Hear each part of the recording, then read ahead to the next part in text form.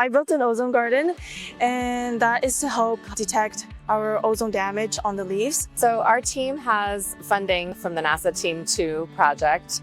It's a network of people that are hosting and planting gardens on their sites at places that are accessible to the public. They actually give us an opportunity to tell the people what's going on, what's the damage of ozone on not only public health, but also plants and agriculture. It also affects humans. So people with asthma, it's going to make asthma worse or make people more vulnerable. We have people all over the country who are planting gardens and collecting data and sharing this information and science with their communities. We planted milkweeds, potatoes, snap beans, and coneflowers. What has done really well is the snap beans. Those have grown fully and they have shown big leaves that can help us detect ozone damage.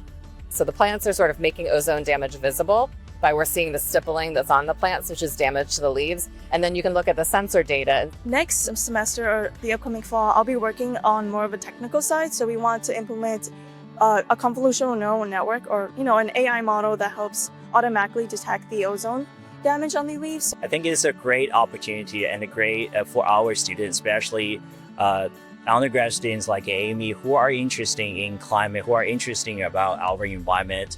The first kind of project to get their hands-on plannings, data measurements, data integrations, and visualization and presentation opportunity. So we really appreciate that.